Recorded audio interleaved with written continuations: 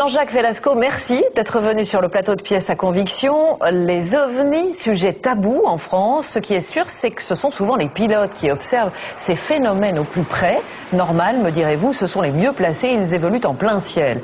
Nous allons maintenant recevoir sur le plateau Jacques Crine, ancien pilote de chasse, leader solo à la patrouille de France, commandant de bord et instructeur à Air France. Il totalise à lui seul plus de 18 000 heures de vol. Et une nuit, il lui est arrivé de croiser en vol un objet extraordinaire. Jacques Crine, bonsoir. Bonsoir. Merci d'être avec nous. Il était donc 23 heures, ce 23 septembre 1975. Vous êtes en exercice sur un Mirage. Que se passe-t-il à ce moment-là? Qu'est-ce que vous voyez? Alors d'abord, il faut rappeler que nous étions deux. Donc deux observateurs dans des avions différents, donc sur des angles et des points de vue différents. Et en fait, nous étions en entraînement en vol de nuit. Et à l'époque, c'était l'avènement du Mirage 3C. L'avènement des radars peu performants, donc alternativement un avion sur l'autre était amené pour faire un rassemblement au radar, puisqu'on ne voyait pas donc de nuit, c'est des vols techniques. Et pendant, les avions étaient éloignés d'à peu près une centaine de kilomètres, l'un était ramené vers l'autre par le contrôleur au sol, oui.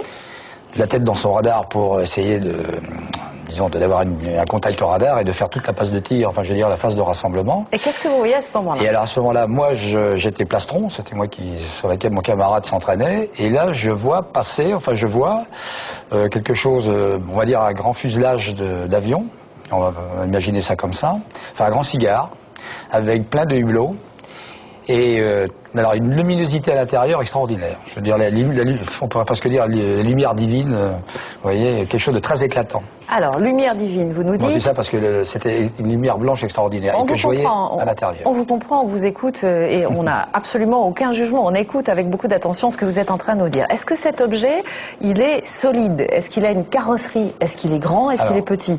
Il faut savoir que la nuit, c'est très difficile. Il n'y a pas de repère en fait. Alors on peut pas savoir, c'est très difficile de savoir si c'est immense ou petit, si c'est près ou loin. Bon, avec l'accoutumance que nous avions en tant que pilote de chasse, puisqu'on terminait le rassemblement à vue quand même, ça me paraissait, disons, assez grand, une 30 ou 40 de mètres. Ah oui, quand même. Oui, un truc assez, un bon volume. Et je peux dire entre 1 km et à 300 mètres de moi. Solide, pas solide, carrosserie, pas carrosserie? Non, ça n'a pas l'air solide. Alors là, d'abord, ma première réaction, c'était d'appeler le contrôle au sol en disant, bon, écoutez, on fait des bêtises, là où il y a un avion de ligne qui est en train de passer. Et oui, on va avoir un airbus, on va avoir des complications, là. Ouais. Et je commence un peu à engueuler le contrôleur, je dis, attendez, vous venez dans quelle zone, là? Et le gars dit, mais moi, monsieur, j'ai votre bon contact de vous et votre collègue, mais j'ai rien au radar. Et alors là, je préviens mon équipier qui arrivait à 4 ou 5 nautiques, 7 ou 8 kilomètres. Et je dis, est-ce que tu vois ce que je vois? Mais il me dit, bien sûr, oui, attends, il y a un avion de ligne, là. Enfin, il y a quelque chose. Ouais.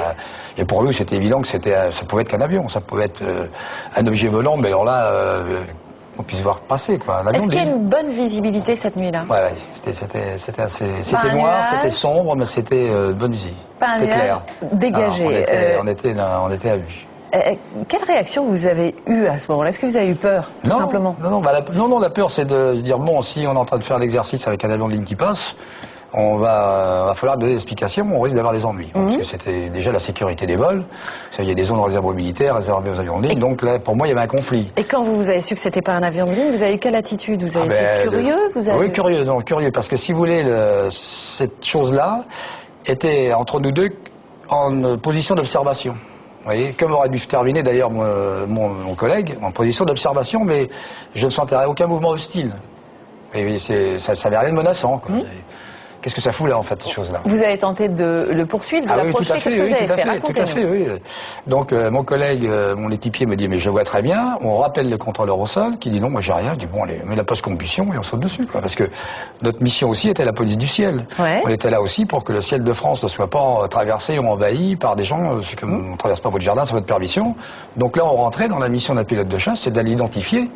Puisqu'en fait, notre mission nous apprenait à aller intercepter des avions pour les identifier. Ouais. Donc ça tombait bien. Parfait. C'est parfait. On retombait dans un sens pratique. Alors la post-combustion et boum, un beau virage relatif et on se met aux fesses de cet objet volant. Qui fait quoi? Qui fait quoi? Qui disparaît. Je veux dire, une accélération fulgurante. Que je ne pense pas que ça existe encore maintenant. Je veux dire, c'est comme une mouche, je vais essayer d'attraper. Un éclair, quoi. En 3 secondes, elle est passée. Même la navette spatiale, c'est pas ça, quoi. Même pas. Je veux dire, j'ai encore l'image, et ça démarre d'une vitesse relative zéro à une accélération fulgurante. Ça départ dans la seconde. Alors, vous comprenez que quand on entend des choses comme ça, on se pose des questions. Oui. Quand vous pilotez, vous avez des masques à oxygène. Il n'y a pas un problème de réglage Non, mais c'est pour ça que je précisais. Bon, il faut savoir que cette histoire-là, je l'ai gardée, on n'en a pas parlé. Quand on s'est posé, ça a duré 3 fois le phénomène, si vous voulez. Vous l'avez vu réapparaître 3 fois. On a repris l'entraînement, et 3 fois de suite.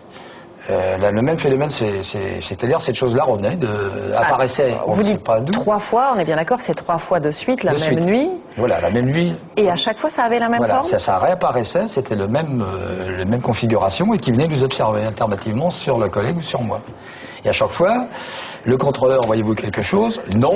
Bon, alors pourquoi pas de problème de masque à oxygène? Parce qu'on pourrait penser ça. Oui, mais on fait pas. Je veux dire, même si on avait filmé un pétard chacun, on n'était pas dans le même avion, et pas les deux à la fois. Ah non, moi je pensais pas à ça. Je pensais simplement à...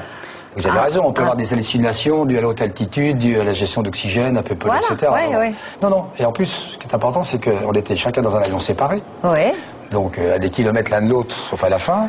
Donc, on l'a vu en même temps, si vous voulez. Ok, vous vous posez, vous êtes tous les deux pilotes confirmés, vous discutez, vous vous dites quoi?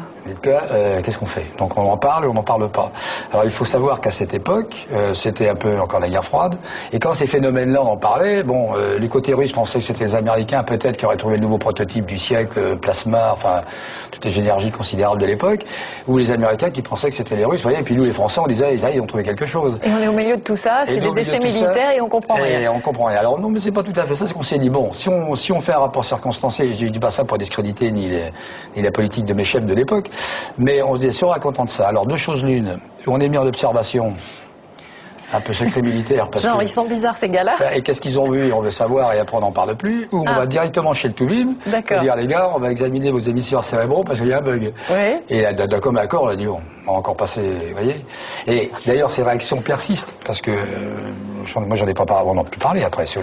Il y a 2 choses également, c'est que des fois dans les conversations en fin de soirée, des gens se disent moi j'ai vu des choses, mais quand cette chose-là est apparue, parce que j'ai fait une émission il y a quelques temps, et la gouvernante de mon fils qui a vu l'émission m'a dit mais monsieur Crine, mon colonel, vous avez fumé la moquette là. Vous voyez, donc c'est la réaction immédiate et populaire.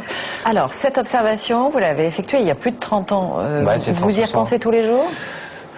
J'y repense de temps en temps. Alors, c'est là, on parlait tout à l'heure, mon prédécesseur parlait bien, après il y a un effet subjectif, émotionnel, il y a une croyance qui se fait. Moi, il y a des moments, je me disais, si c'était vrai que ça soit des extraterrestres ou un autre monde, ou un autre mode de pensée, il y a des moments, je me dis, ça serait vachement chouette. Puis, de l'autre côté, je me dis, bon, t'emballes pas. Hein. Et alors, ce qui est drôle marrant, la réflexion que j'avais, c'est que dans notre culture à nous, si on voit des films ou des romans, les extraterrestres sont toujours des agresseurs. Alors que nous, si on va dans l'espace, on va apporter la paix ou voilà. Et ça, c'est très manichéen aussi dans notre culture. Parce que vous pensez que s'il y a des extraterrestres, ils peuvent être sympas, juste venir nous voir pour voir. Je préfère les imaginer sympas, mais c'est comme toutes les formes d'énergie, elles sont, je dirais, antagonistes. Donc il doit y avoir du bon et du mauvais. Enfin voilà, c'est la philosophie. Avec 30 ans de recul, quand vous repensez à ce qui s'est passé, est-ce que vous vous dites, tiens, j'ai vu ça, j'ai vu un objet volant non identifié, ou est-ce qu'aujourd'hui encore vous vous posez plein de questions? Je me pose toujours les mêmes questions, c'est que ça ne correspondait pas à l'époque de mon observation, et ça ne correspond toujours pas à ce que ma culture aéronautique, moi, bon, qui est ce qu'elle est, bon, j'étais pilote de chasse, pilote de ligne, enfin bon. Vous dites, il y a un antagonisme entre ce que vous avez vu et votre formation de pilote. Voilà, et je me dis, j'ai pas d'explication à donner. Je trouve pas la réponse. Je veux dire, bon, on m'aurait dit, écoute, c'est un prototype, vous voyez voler un Sukhoi 29 maintenant avec le domaine de vol ou un Rafale, vous avez la démarche scientifique qui amène à cette chose prodigieuse. C'est peut-être encore possible qu'il y ait eu à ce moment-là des essais militaires et que vous l'ayez pas su. Oui, mais je veux dire, on n'a pas encore vu avec tout ce qu'on peut imaginer, les progrès qui vont arriver dans la propulsion, dans le déplacement dans l'espace. Moi, ce que j'ai observé dans le déplacement de dans cet engin ou de cette chose, qui est encore d'une fulgurance rare. C'est pur, c'est la vitesse de la lumière, quoi, et encore. Donc, est-ce que ça veut dire que vous croyez, je ne sais pas si le verbe est bien choisi, que ça ait pu être un objet extraterrestre?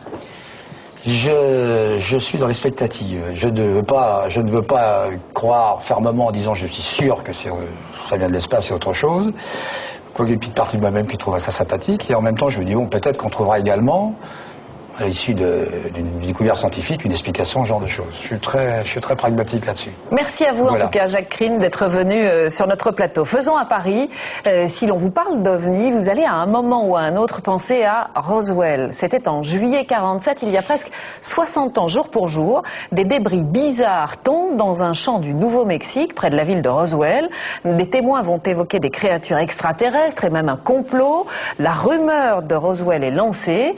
Si vous voulez savoir ce qu'il en est vraiment, regardez, vous n'êtes pas au bout de vos surprises. La vérité sur les ovnis se trouve peut-être ici. Les Archives nationales, à quelques kilomètres de Washington. À l'intérieur de ce building ultra protégé, toute l'histoire des États-Unis. Le gouvernement américain sait-il quelque chose que nous ignorons? Pendant plus de 20 ans, dans le plus grand secret, l'US Air Force a en effet étudié de très près le phénomène OVNI. Nom de code de l'opération, Blue Book, le livre bleu. Depuis, tous ces documents top secrets sur les extraterrestres ont été déclassifiés. Chacun peut donc aujourd'hui librement les consulter. Il y a quoi dans ces boîtes? Ce que nous avons ici, ce sont divers objets provenant de l'opération Blue Book. Cette opération était un programme de l'US Air Force qui cherchait des preuves de l'existence des ovnis dès la fin des années 40 jusqu'aux années 60. Plus de 12 000 observations y sont répertoriées. Pour notre caméra, le responsable des archives militaires accepte de nous montrer le contenu de ces boîtes. À l'intérieur, peut-être, les preuves matérielles d'une vie venue d'ailleurs. C'est quoi? Je n'en ai aucune idée. On dirait presque un stalactite. Mais d'un autre côté, ça a l'air d'avoir été fabriqué par la main de l'homme. Je me demande... Ça vient d'où? Dans le Wyoming, Tulsa. Oh non, Tulsa, dans l'Oklahoma.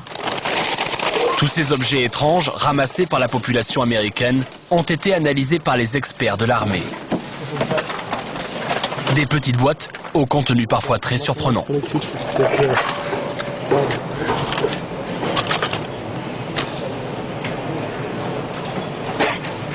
C'est quoi? On dirait des pierres d'origine indéfinie. Et ça, on dirait un pétard. Black Cat, c'est la marque. Il n'y a plus de mèche, je ne sais pas s'il y a encore de la poudre dedans, mais c'est vraiment un pétard. Vous croyez que les gens pensaient à l'époque que ça venait de l'espace? Je ne pense pas quand même avec Black Cat écrit dessus.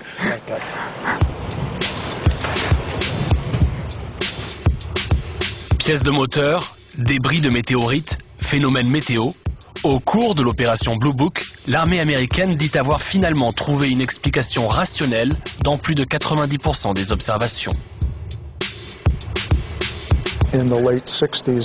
À la fin des années 60, ils ont écrit un rapport qui concluait qu'il n'y avait pas de preuve que ces observations étaient des vaisseaux venant d'une autre planète. Pas de preuve. Voilà pour la version officielle. Car sur le sol américain, il est un mystère qui demeure, une histoire d'OVNI qui dérange. L'affaire Roswell. 1947, Nouveau-Mexique. C'est ici que tout a commencé.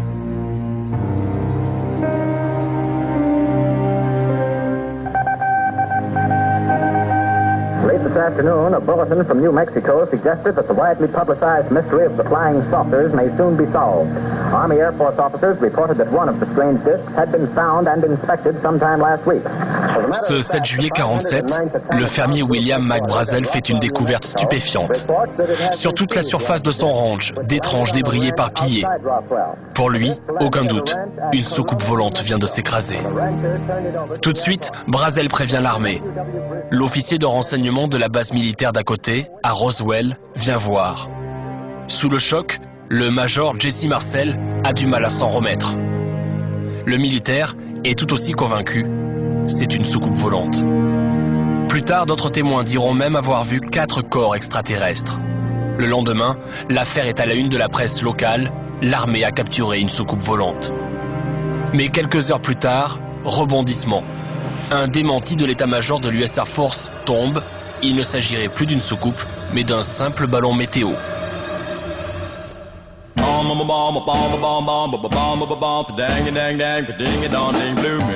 Pourquoi un tel revirement? Désinformation, manipulation des militaires. 60 ans plus tard, un vent de parano souffle toujours sur Roswell. Véritable mecque de l'ufologie, la ville accueille des pèlerins venus du monde entier pour se replonger dans le mystère de Roswell. Mystère, mais aussi business. Ici, le petit homme vert fait tourner la boutique. Un musée international des ovnis accueille même des centaines de visiteurs tous les jours. Tous ici sont convaincus que le gouvernement cache la vérité. Il y a plus de 300 témoins liés directement ou indirectement à cette histoire de crash à Roswell. Certains d'entre eux étaient des militaires. Aujourd'hui, ils sont très âgés ou sur le point de mourir. Et c'est maintenant qu'ils révèlent des informations. Moi, je ne pense pas que l'on puisse mentir quand on se trouve à l'article de la mort. Parmi les témoins cruciaux de l'histoire, cet homme, Walter Haut. Ancien officier de presse dans l'US Air Force, il a longtemps accusé sa hiérarchie de vouloir étouffer l'histoire. En retour, celle-ci l'aurait à plusieurs reprises menacé. Décédée l'an passé à l'âge de 83 ans, c'est sa fille, désormais, qui prend le relais. Directrice du musée, elle se bat pour que la vérité éclate, comme son père, pour son père. L'une des choses qu'il m'a dites, c'est qu'il lui demandait de ne pas en parler. Du genre, si vous ou vos enfants, vous avez besoin un jour d'une aide de la part du gouvernement, vous ne devez pas en parler. Avant de mourir, Walter Haut confie à sa fille avoir été plus que troublé par les débris de la supposée soucoupe. Jamais auparavant, disait-il, il n'avait touché une telle matière. Ça ressemblait un peu à du papier aluminium. Vous pouviez le serrer très fort dans votre main. Quand vous réouvriez votre main, cette matière reprenait tout de suite sa forme d'origine. Je me rappelle, mon père me disait toujours qu'on ne pouvait ni la brûler, ni la couper. Morceau d'un simple ballon météo ou débris d'ovni. À Roswell, le sujet fait débat.